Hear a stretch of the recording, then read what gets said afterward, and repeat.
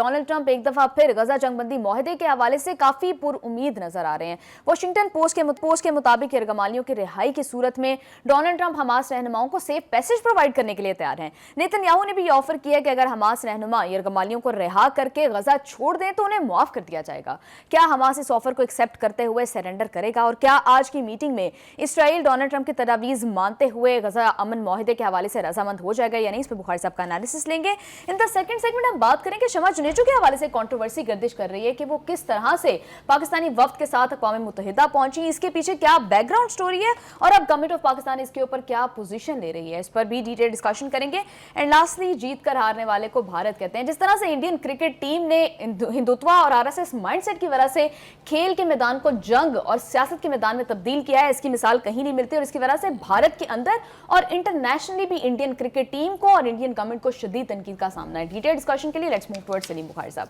अस्सलाम वालेकुम बुखारी साहब, कैसे हैं? जी वालेकुम अस्सलाम, आप कैसी हैं? आप खैरियत से हैं? मैं बिल्कुल ठीक ठाक हूं बुखारी साहब। बुखारी साहब, डोनाल्ड ट्रंप एक दफा फिर से बहुत पुरुमीद, बड़े ऑप्टिमिस्टिक नजर आ रहे हैं। वो कह रहे हैं कुछ खास होने वाला है। इवन ये भी कह रहे हैं कि तमाम अरब ममालिक और इसराइल के साथ उनकी बातचीत तय हो गई और बड़ा अच्छा रद्द-ए-अमल आया है। आपको वाकई लगता है कि कोई गजा के मुस्तकबिल के हवाले से कोई पुरअमन हल निकाला जाने वाला है या फिर एक सब्ज बाग दिखाए जा रहे हैं पूरी दुनिया को? देखिए, मैं ना बुनियादी तौर पर एक बहुत बड़ा ऑप्टिमिस्ट इंसान हूँ, लेकिन मेरा ऑप्टिमिज्म जो है वो ट्रंप के पास आके ना दम तोड़ देता है। मैं फिर पेसिमिस्ट हो जाता हूँ, इसलिए कि जितनी बार उन्होंने कहा है कि हम किसी समझौते के नज़दीक हैं, या अगले हफ्ते में समझौता हो जाएगा, या अगले हफ्ते में जंग बंद हो जाएगी, या अगले हफ्ते में ये हो जाएगा, उस हफ्ते में वो तबाहकारी हुई है जिसका कोई हिसाब नहीं है। मैं आपको साथ साथ मिसालें देता चलूँ। आइए चलते हैं, पहले कतर चलते हैं। कतर में जो मुज़ाकरात हो रहे थे हमास और इजराइल के डेलीगेशंस के बीच, वो हमें कहा गया कि बस अगले हफ्ते आप कोई अच्छी खबर सुनेंगे। वो अच्छी खबर यहाँ शुरू हुई कि वो इसराइल ने ईरान पे हमला कर दिया। ये है आपके सामने, ये हक़ाइक़ है या नहीं है? अच्छा जी, आगे चलिए, बात यहाँ ख़त्म नहीं हुई। उसके बाद उन्होंने ईरान के साथ गुफ्तगू का आगाज़ किया। आपको मालूम है कि दोनों डेलीगेशन जो है वो आपस में गुफ्तगू कर रहे थे कि उसके बाद क्या हुआ वो आपके सामने है। जितनी बार उन्होंने ये कहा है कि हम किसी समझौते के करीब पहुंचने वाले हैं, बस अब गजा का मामला हल होने वाला है, अब वहाँ अमन कायम होने वाला है, कभी भी उनकी कोई पेशन गोई जो है वो या तो साबित ठीक नहीं हुई और या नेतन्याहू ने उसको सबोटेज किया है इन वन फॉर्म और अनदर। अब इस वक्त जो सूरत हाल है वो ये है कि ट्रंप बहुत पुरुमीद है, जैसा कि आपने कहा, कि गजा में नहीं पूरे मशरिक़ वुस्ता में अमन कायम होने जा रहा है, क्योंकि वहाँ के सारे स्टेक होल्डर्स जो हैं या बड़े बड़े जो मतलब ममालिक हैं उसके, वो एक पेज पर आ गए हैं अमन के एतबार से। वो कब एक पेज पर नहीं थे? कभी आपने सुना कि किसी अरब मुल्क या किसी मुसलमान मुल्क ने ये कहा हो कि हम गजा में अमन नहीं चाहते? तो वो तो इसके ऊपर हमेशा से थे।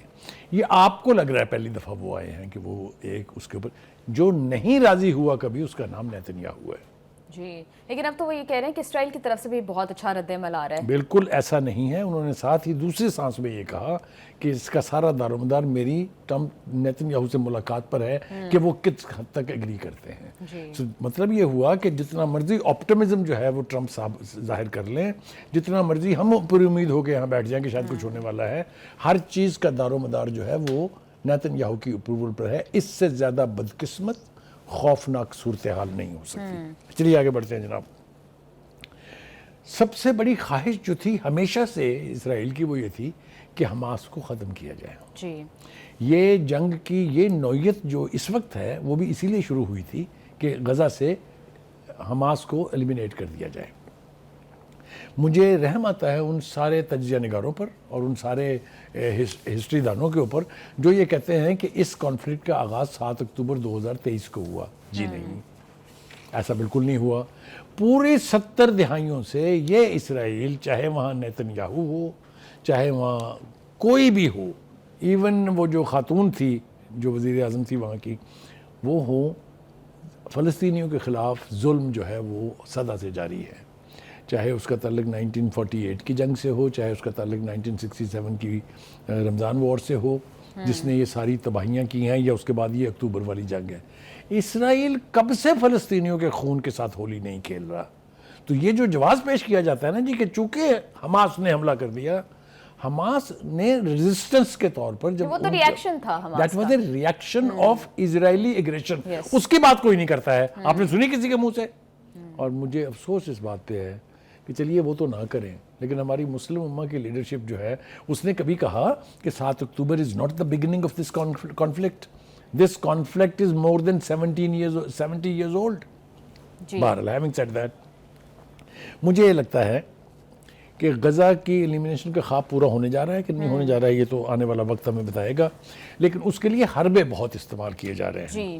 ایک حربہ اس کے لیے استعمال کیا جا رہا ہے کہ جی نیتن یاہو بھی کہہ رہے ہیں اور ٹرمپ صاحب کے بھی منہ سے اسی طرح کے الفاظ نکل رہے ہیں کہ اگر حماس ہتھیار پھینک دے اور یہاں سے پھٹ جانے کا، یعنی یہاں سے ملک بدر ہونے کا کی خواہش کا اظہار کرے تو ہم جنگ جو ہے اس کو روکنے کے لیے تیار ہے. صاحب آپ کو نہیں لگتا کہ اس آفر سے یہ بات ظاہر ہوتی ہے کہ وہ لوگ دے ہیو فیلڈ ملیٹریلی، وہ حماس کو ڈیفیٹ کرنے میں ناکام ہو چکے ہیں؟ دیکھیے یہی سب سے بڑی بات ہے جس کی وجہ سے نہ نیتن یاہو واپس جانے کے لیے تیار ہے نہ ٹرمپ، کیونکہ اتنے بڑی قوت کے ساتھ جس فورس کو کچلنے کی کوشش کی گئی وہ آج بھی ریزسٹنس کے نام پر اسی طرح قائم ہے. یہ ان کی سب سے بڑی امبیرسمنٹ بھی ہے اور سب سے بڑی احساس شکست بھی ہے، جس کی وجہ سے ہر بات میں لفظ حماس جو ہے اس کو شامل کیا جانا بہت ضروری ہے. ابو خالد صاحب اب تو نیا حربہ انہوں نے استعمال کیا کہ شاید ان کا پلان ہے کہ مسلم فورسز کو بھیجا جائے غزہ کے اندر تاکہ ان کو آپس میں لڑوا دیا جائے، حماس کو مسلم فورسز. دیکھیے یہ ایک بہت خوفناک سازش کا حصہ ہے. یہ سارے خوش ہو کے آئے نا جو 7 مسلم لیڈر ملے تھے ان سے کہ جی واجب ایک مسلم فورس ہوگی، اس میں عرب ملکوں کی فوج بھی ہوگی، اب اس کے اندر ایک عالمی فورس بھی ہوگی، یہ بھی ایڈ کر دیا گیا ہے نیتن یاہو کی طرف سے بھی اور ٹرمپ کی طرف سے بھی. اب خواہش کیا ہے؟ مجھے یوں لگتا ہے and I have a good reason to believe that, ہوا میں بات نہیں کر رہا ہوں میں، کہ وہاں پر مسلم فورسز کو ڈپلوائے کیا جائے گا جس میں شاید ہم بھی شامل ہوں گے، کیونکہ ہمیں بھی بڑا شوق تھا ان 7 کے ساتھ 6 کے ساتھ شریکوں کے 7واں ملک بننے کا. اور پھر ہمیں کہا جائے گا کہ لیجئے جناب اب آپ نے غزہ میں دہشت گردی نہیں ہونے دینی. جو ریزسٹنس موومنٹ ہے، جو جنگ آزادی ہے فلسطینیوں کی اور حماس کی، اس کو ٹیررزم میں کنورٹ کر کے مسلمانوں کے ہاتھوں مسلمانوں کا قتل عام کرایا جائے گا. یہ کتنی گمبھیر اور خوفناک سازش ہے. بالکل، نو ڈاؤٹ اباؤٹ اٹ. مسلمان ممالک کو اس سے اجتناب کرنا چاہیے، جی، کیونکہ فلسطین کے حوالے سے جتنی نفرت پہلے سے موجود ہے ان مسلمان حکمرانوں کے بارے میں، ان مسلمان ممالک کے بارے میں جنہوں نے آج تک لپ سروس کے علاوہ کبھی کچھ نہیں کیا غزہ کے لیے یا فلسطین کے لیے، ان کے خلاف نفرت اور زیادہ بڑھے گی. اب آجائیے، لیکن ہونے کیا جا رہا ہے اس کا سارا دار مدار تو ہے ڈونلڈ ٹرمپ کی نیتن یاہو کے ساتھ میٹنگ پہ. آپ کو کیا لگتا ہے کہ اس میں وہ نیتن یاہو غزہ کے حوالے سے جو امن معاہدہ ڈونلڈ ٹرمپ چاہتے ہیں اس پر ایگری ہو جائے گا یا نہیں؟ دیکھیے نیتن یاہو کا مسئلہ امن معاہدہ نہیں ہے. نیتن یاہو کا مسئلہ صفائے ہستی سے حماس کا مٹنا ہے. وہ اپنی ہر تقریر میں، اپنی ہر بات میں یہ کہتے ہیں، وہ پروائزو ہی ان کا یہ ہے کہ حماس شوڈ ناٹ ایگزسٹ. ٹھیک ہے جی. اب اس کے لیے حربے مختلف استعمال کیے جا رہے ہیں. ایک تو اسلامک فورس والی بات ہو گئی، جی ہم نے یہ ایکسپوز کر دیا اپنی طرف سے تو کر دیا، اب لوگوں کو سمجھ نہ آئے تو میرا قصور نہیں ہے. ایک اور کوشش ہو رہی ہے اور وہ ہے کہ ایک انٹرنیشنل فورس بنائی جائے جو حماس کے یہاں سے نکل جانے کے بعد غزہ کا نظام چلائے گی. جی اس کو کہتے ہیں، وہ آپ جس کا ذکر کر رہی تھی JITA، جی یہ ہے جناب Gaza international transitory authority. Transitional authority. جی یہ غزہ پر حکمرانی کے لیے جو منصوبہ بندی کی جا رہی ہے، اس اتھارٹی کو اختیار دیا جائے گا اور آبجیکٹو وہی ہوگا. بخیر صاحب اس کا کس طرح کا نظام ہوگا؟ کیا یہ ورکیبل سولوشن لگ رہا ہے آپ کو؟ دیکھیے اس کے بارے میں وہ کہہ رہے ہیں کہ بنیاد ایک ایسے بندے کی منصوبہ بندی پر ہے جس کو ہم پہلے عراق میں استعمال کر چکے ہیں. ٹونی بلیئر جو ہے اس کو عراق میں جو ذمہ داری دی گئی تھی اسی کو پروپوگیٹ کرتے ہوئے انہوں نے کہا کہ یہاں ویپنز آف میس ڈسٹرکشن ہیں، لہٰذا پڑ جاؤ عراق کو. یہ وہی ٹونی بلیئر ہے نا. اس لیے حماس نے اس کو 1 سیکنڈ سے پہلے اس کے نام کو اٹھا کے پھینک دیا کہ یہ تو ہمیں قبول ہی نہیں ہے. They have rejected his name. میں وہی کہہ رہا ہوں کہ ہر وہ کوشش کی جا رہی ہے کہ فلسطینیوں کا اور حماس کا کلا کما کیا جائے، چاہے یہ JITA ہو، چاہے ٹونی بلیئر کا بنایا ہوا وہ منصوبہ ہو، ہر ایک کا آبجیکٹو ایک ہی ہے. اب دیکھنا یہ ہے کہ جو کمٹمنٹ ٹرمپ کر رہے ہیں، جو انہوں نے مسلمان ممالک کے ساتھ کی ہے، جو 7 لوگ ملے تھے ان کو، جو انہوں نے اپنی اقوام متحدہ کی جنرل اسمبلی کی تقریر میں کی ہے، کیا وہ اپنے اس اعلان پر قائم رہیں گے یا اگر نیتن یاہو نے کہا کہ نہیں انکل میں تو یہ نہیں کر سکتا تو ٹرمپ صاحب بھی جو ہے وہ ایک دم سے منہ موڑ کے اور دوسری طرف کو چل دیں گے. یہ انہوں نے ایک سے زیادہ مرتبہ پہلے کیا ہے. جی لیکن بخاری صاحب جس طرح کے آفرز نیتن یاہو دے رہے ہیں اس سے تو یوں لگ رہا ہے کہ even they are tired of the war. یوں لگ رہا ہے کہ نیتن یاہو بھی اس جنگ سے تنگ آ چکے ہیں اور وہ جو حماس ٹرمپ نے کہا ہے وہ یہ کہتے ہیں کہ اس خطے کے لوگ جو ہیں اور اس خطے کے جو دیگر ممالک ہیں وہ اس جنگ سے تنگ آ گئے ہیں. جی نیتن یاہو تو بار بار کہہ رہا ہے کہ یہ جنگ میں اس وقت تک ختم نہیں کروں گا جب تک آخری حماس کا بندہ بھی جو ہے وہ اس دنیا سے رخصت نہیں ہو جائے گا. آپ مجھے کہیں بتا دیں جہاں نیتن یاہو نے جنگ بند کرنے کا کہا ہو. جی تو نیتن یاہو تو جنگ بند کرنا ہی نہیں چاہتا ہے. صاحب اس منصوبے میں یہ بھی بات ہو رہی ہے کہ ایک ٹیکنوکریسی لانے کی بات کی جا رہی ہے. تو آئی ڈونٹ انڈرسٹینڈ کہ جو بھی نان پیلسٹائنین گورنمنٹ کی بات کر رہے ہیں جب بھی بات ہوتی ہے یہ ہوتی ہے کہ کبھی عرب ممالک کو لے آئیں کبھی ایک انٹرنیشنل فورس لے آئیں. کیوں فلسطینیوں کی اپنی کوئی نمائندہ حکومت نہیں بنائی جا سکتی؟ کیوں رائٹ آف سیلف ڈٹرمینیشن فلسطینیوں کے لیے ایگزسٹ نہیں کرتا؟ یعنی آپ یہ کہنا چاہ رہے ہیں کہ کیوں امریکہ اور نیتن یاہو مل کے فلسطین کاز کو ایکسیپٹ کیوں نہیں کر لیتے؟ جی یہ کہنا چاہ رہی ہیں نا آپ؟ یہ نہیں کریں گے وہ. یو این چارٹر میں یہ لکھا یو ہوا ہے. این چارٹر کا جتنا تمسخر نیتن یاہو نے اڑایا ہے نہ اس نے کسی ادارے کی بات مانی ہے نہ اس نے اے آئی اے. مجھے بتائیے دنیا بھر میں جو آپ نیوکلیر کے اوپر پابندیاں لگا رہے ہیں ابھی کل ہی یورپی یونین نے لگائی ہے اس کی بات کریں گے ایران کے اوپر سے دوبارہ سے. میرے منہ سے کچھ اول پھول نکل جائے گا. ان بے غیرتوں سے یہ پوچھا جانا چاہیے کہ کیا آپ کی آنکھیں بند ہیں کہ اسرائیل نے نیوکلیر پروگرام جو ہے نہ صرف شروع کیا ہوا ہے بلکہ ایٹم بم بنا کے بیٹھا ہے اور اس کی تعداد تک آپ بتاتے ہیں کہ اس کے پاس 190 جو ہے وہ نیوکلیر آرسنلز ہیں. کسی نے پوچھا اس کو؟ کس دنیا کی بات کر رہی ہیں آپ؟ کس انٹرنیشنل ورلڈ کی اور ورلڈ لیڈرشپ کی بات کر رہی ہیں آپ؟ آنکھیں بند کی ہوئی ہیں کہ نہیں؟ ڈبل سٹینڈرڈز ہے بالکل hypocrisy. Double standard is a small word. اس کے لیے تو بد سے بدترین لفظ جو ہے وہ استعمال کیا جانا چاہیے. اس منصوبے کے اندر یہ بھی ڈونلڈ ٹرمپ بار بار بات کرتے ہیں کہ جی مغربی کنارہ اسرائیل کو ضم نہیں کرنے دیں گے جبکہ ہم تو یہ دیکھ رہے ہیں کہ اسرائیل وہاں پر بہت بڑی تعداد میں سیٹلمنٹس کر رہا ہے. دیکھیے یہ ظلم جو ہے اس کے اتنے پہلو ہیں کہ بیان کرنے بیٹھیں تو پورے پروگرام کا وقت اٹھ جائے گا. مغربی کنارے میں جتنے اولیو کے باغ تھے وہاں پر جتنے سیٹلرز ہیں ان بے غیرتوں نے وہ سارے تباہ کر دیے ہیں. جو ان کے ریوڑ تھے یہ بھیڑ بکریوں کے وہ ہانک کے لے جاتے ہیں. کوئی پوچھنے والا نہیں ہے وہاں. نہ کوئی دنیا کا قانون ہے نہ وہاں کوئی انٹرنیشنل نارمز ہیں. کچھ نہیں ہے. لہٰذا ان کی خواہشات پر اگر آپ جائیں تو میرے خیال سے پورا فلسطین کیا پورا مشرق وسطیٰ جو ہے نیتن یاہو گریٹر اسرائیل کے نام کے اوپر اپنے ساتھ ضم کرنا چاہتے ہیں. لیکن کیا ایسا ہونے دینا چاہیے یا کیا ہماری مسلمان ممالک کی لیڈرشپ جو ہے نیتن یاہو کے اس خواب کو شرمندہ تعبیر کرنے پر تلی ہوئی ہے؟ کیونکہ اگر وہ فلسطینی کاز کے ساتھ نہیں کھڑے ہیں تو ہم نیتن یاہو کے ایجنڈے کے اوپر کار فرما ہیں. دس از دا موسٹ انفارچونیٹ تھنگ. مخیر صاحب ابھی آپ نے بات کی گریٹر اسرائیل کی تو اگر یہ مسلم فورسز یا کوئی عالمی فورس اگر غزہ کے اندر جاتی ہے اور کوئی انٹرنیشنل اتھارٹی وہاں پر رول کرتی ہے تو پھر گریٹر اسرائیل کا خواب تو مطلب بالکل وہ تو شرمندہ تعبیر نہیں ہو سکتا. دیکھیے گزارش یہ ہے کہ دیکھنا یہ ہے کہ جو بھی حکومت یا سیٹ اپ بننے جا رہا ہے اس میں فلسطینیوں کی شرکت ہے اور کس حد تک ہے.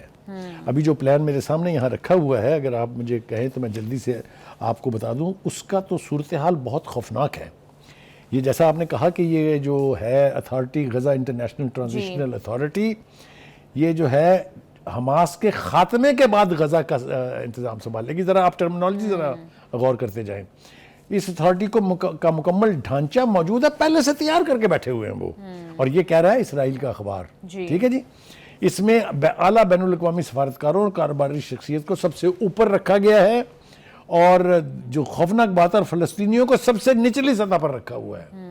آپ کسی ملک کے اوپر غاصبانہ قبضے کو جسٹیفائی کرنے کے لیے وہاں کے عوام کو کوئی رول دینے کے لیے تیار نہیں ہے. یہ ہے وہ انٹرنیشنل ارینا جس کے اندر ایک کے بعد دوسری سازش جو ہے وہ فلسطینیوں کے ساتھ گھڑی جا رہی ہے. ابھی ایک اور بات ذرا سنیے. وہ کہہ رہے ہیں اس دوران نیتن یاہو اور دیگر اصرار کر رہے ہیں کہ اسرائیل کو اس محاصرے والے علاقے پر سیکورٹی کنٹرول حاصل رہے گا. یعنی انٹرنیشنل فورس بھی آ جائے یا اسلامک فورس بھی آ جائے کنٹرول سیکورٹی کا جو ہے وہ اسرائیل کے پاس رہے گا. کیوں بھائی؟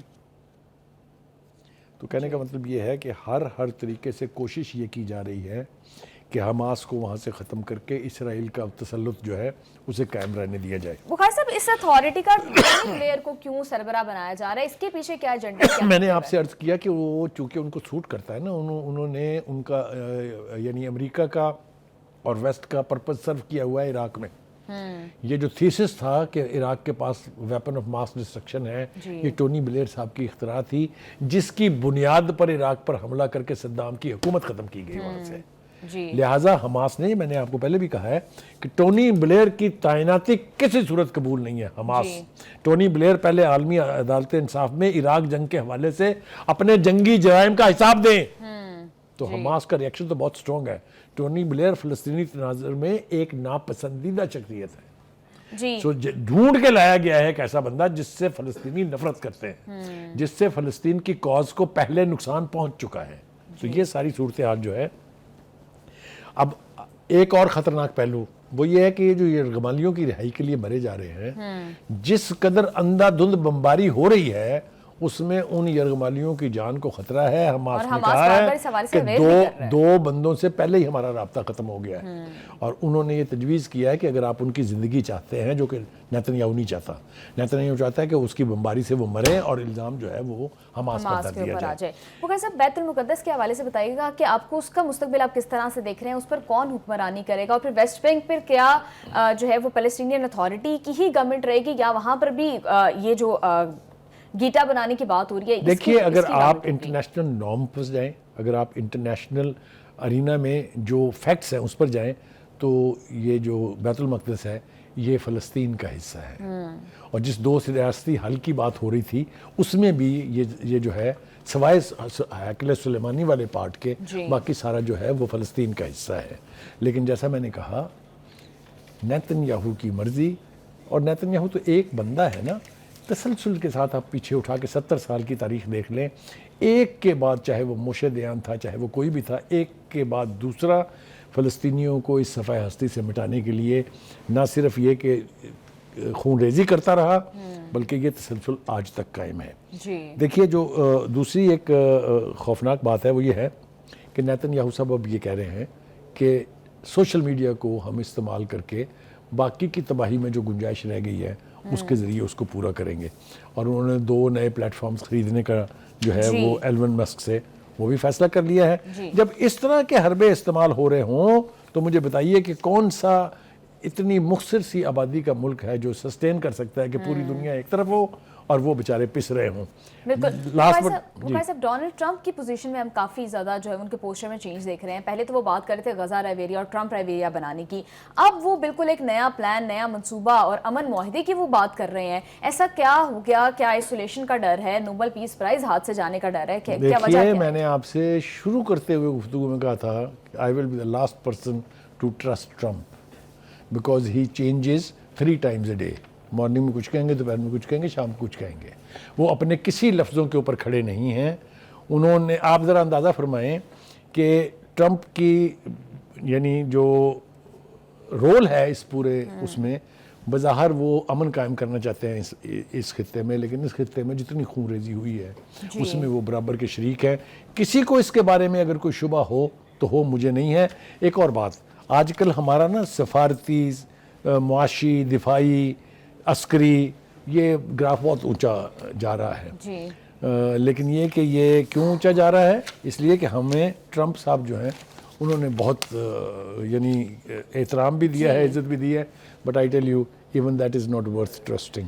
The only important thing that has happened in Middle East and with Pakistan is the agreement between Saudi Arabia and Pakistan. And I tell you, جو اس کا اسپیکٹ میں آج پڑھ کے آیا ہوں, اگر وہ ہو جاتا ہے تو میں بتا رہا ہوں آپ سے کہ پوری دنیا جو ہے وہ لرز جائے گی. ایران کے پاسداران انقلاب کے میجر جنرل نے ریکویسٹ کی ہے کہ ہمیں بھی اس کا حصہ بنائیں. جی بخاری صاحب, یہ جتنے بھی منصوبے ڈونلڈ ٹرمپ پیش کر رہے ہیں, اس کا دار و مدار اس میں جو کی پوائنٹ ہے دیٹ از کہ حماس ڈی ملٹرائز کرے. نو ایکچولی نو مور حماس.